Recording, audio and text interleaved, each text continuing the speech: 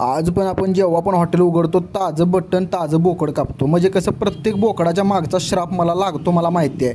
माझं आयुष्यात कधी चांगलं होणार नाही हे पण मला माहिती आहे. पण माझं हॉटेल चांगलं चाललंय. एकदा माणूस माझ्या हॉटेलमध्ये जेवून गेला की परत तो जेवायला येत नाही. तरी पण हॉटेलची गर्दी माझ्या कमी होत नाही. लोकांची डांग जळवायसाठी मी फॉर्च्युनर घेतली. लोक पण आता जळतात, मला माहिती आहे. मी गाडी घेतली. नाद करती काय एकदा हॉटेल भाग्यश्रीला आमच्या यायलाच लागतंय. मटण खायचं बोकडाचं.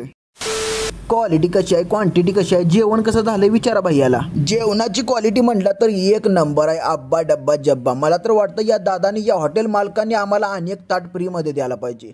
हॉटेल मालकांच्याकडं आम्ही मित्रांनी त्यांच्या फॉर्च्युनरचा एक राऊंड मागितला. म्हणतो एक फिरून येतो, एक फेरी मारून येतो, तर ते म्हणते गप घाणी घरला जा.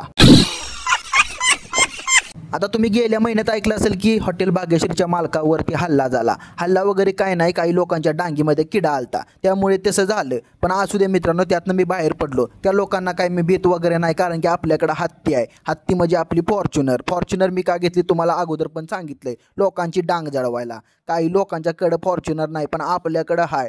हॉटेलच्या पैशातनं आपण मेहनत करून गरीब माणसानं आता फॉर्च्युनर घेतल्या. आता आमच्या हॉटेलचं मॅनेजमेंट थोडंफार बाद आहे, मला माहिती आहे, थोडंफार बिघडलेलं आहे. पण आम्हाला आता वेळ मिळत नाही, कारण की मला रील्स बनवायला लागतात दररोज सकाळी. बोकडं किती कापल्यात, किती नाही, किती आणल्यात, हे सगळं दाखवायला लागतं सोशल मीडियावरती. लोकांना सोसल तेवढं बरं. ते सगळं असू दे, पण एकदा आमच्या हॉटेलला नक्की भेट द्या फॅमिलीसोबत. या ढवारा बोकडाचं मटण स्पेशल थाळी 250 रुपये. किती बी खावा, डांग फुटस तवर.